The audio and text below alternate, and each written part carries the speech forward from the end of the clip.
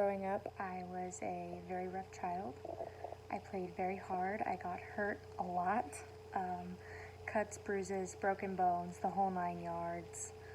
I don't really remember exactly what I had done, but I remember a time specifically where my dad had questioned me very heavily about this scab that I had, and I just couldn't get rid of it. And he would just ask me every day, like, why isn't it going away? Why isn't it going away? Why isn't it going away?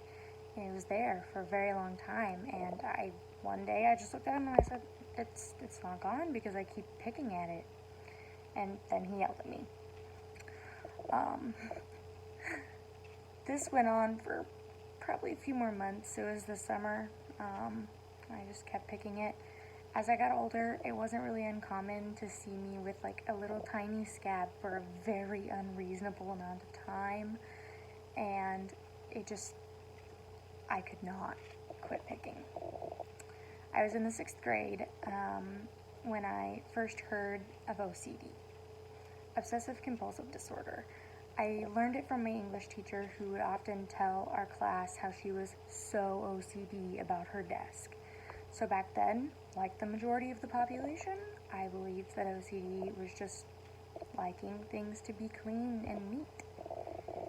Obsessive compulsive disorder is defined by the Oxford Dictionary as a personality disorder characterized by excessive orderliness, perfectionism, attention to details, and the need for control in relating to others.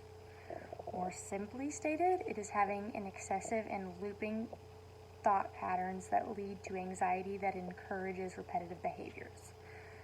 So in believing that this legitimate mental illness was just some small quirk my English teacher joked about all throughout high school and most of the time that I've been in college, my OCD went undiagnosed and I truly just thought I was crazy. I'm not crazy. I'm only flawed, and so is the rest of humanity.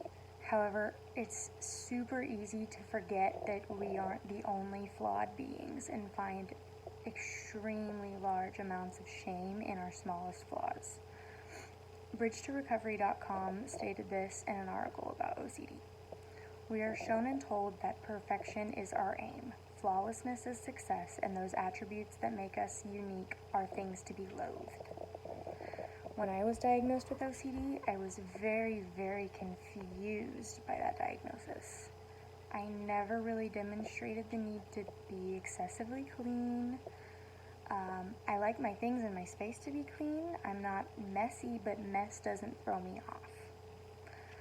But the fact is, tidiness is not what OCD is. There are many subtypes of OCD.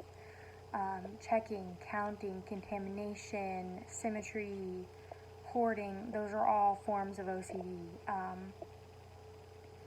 Specifically, I still struggle with counting, contamination, and intrusive thoughts. Because of the pandemic, I recently moved out of my comfy dorm room into a very large house with 5 other women. This has been the biggest challenge for me in fighting my OCD. For weeks, I would hear somebody from the entirely opposite side of the house go get in the kitchen, and I would wait, and I would listen for them to leave, and then I would follow them, and I would go fix everything they touched. I would go put it how I wanted it. Turn nutrition labels so they don't face outwards, stack everything in multiples of 5, make sure that everything is sealed tightly, check the dishes they washed for spots, and repeat it, and repeat it, and repeat it, and repeat it. And the worst part is that I would get very, very angry with the other girls living in the house for not correctly putting things, including their personal belongings, away how I wanted them to be put away. This also applied to throw pillows, blankets on the couch, shoes by the door, the thermostat, everything. This had to end. It consumed chunks of my day and night. I sat down at one point with one of my housemates for a few hours and I just tiptoed around why I was so upset because I felt so ashamed of my disorder. But for her to really understand, I had to be very real in explaining the fear and the torment that comes along with this, and it's so irrational. I had to be very raw, I had to be very real, and I had to explain the looping thought processes in more detail than I ever wanted to think about on my own, let alone share with my peers.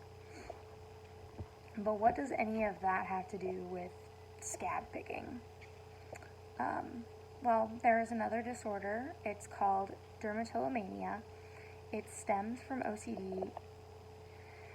This is not just a normal, like, oh yeah, I just pick my skin, it's a very bad habit. That is not what dermatillomania is. Dermatillomania is obsessively and aggressively picking at one's skin, and it often leads to unwanted changes and disruptions in this person's life. I still find myself picking at my skin for hours, just not even realizing that I'm doing it, or consciously doing it and not wanting to quit because I obsess over it. I have to do it. It is a need. I very, very rarely wear short sleeves. I wear my hair in ways that usually, if I'm going out, you can't see certain parts of my face or my neck, because I'm very ashamed of it. I wear my glasses a lot of times because that's just another way that I can cover parts of my face. And I spend all this time looking for any small imperfection that I might be able to rid myself of, only to leave myself with more scabs, repeating the process over and over and over again. And I look back, knowing this now, I look back on my interactions with my teacher and I feel so angry because of how insensitive those comments were. Had I known about my disorder back then, I know that I would be very, very upset. I would be very hurt, and I would feel very called out, even though she wasn't even talking about me. She was literally talking about her desk, because that is how much this disorder affects you mentally. Education is key when it comes to talking about mental health, and that's one of the biggest reasons why, if you're uneducated, you don't know that what you're saying is insensitive. If you don't learn about how much this really affects people. My skin picking manifested itself as early as 2nd or 3rd grade. I was a child. This is a testament to just how real this disorder is. I have dealt with it all of my life that I can really remember. Obsessive compulsive disorder is very real. It is not fake. It is not quirky. It is not fun. It is not simply, okay, you're just a neat person. OCD is legitimate mental illness that stems from a chemical imbalance in the brain. This is a part of myself that has affected every single aspect of my life since childhood. This is a part of myself that I have to choose every single day to be intentional about correcting my behavior. This is a part of me that I have sought hours and hours of therapy, doctor's appointments, pharmacy visits, trying to lessen the anxiety that it causes me. OCD cannot be cured. I can, however, persevere, work hard, and allow myself to try to live a more normal life. James 1:4 says this about perseverance. So let it grow, for when your endurance is fully developed, you will be perfect and complete, needing nothing. I have OCD. I obsess over perfection, to be complete, to be flawless within my disorder, and though OCD makes it extremely difficult for me to accept, the truth is that kind of fullness will only ever come from the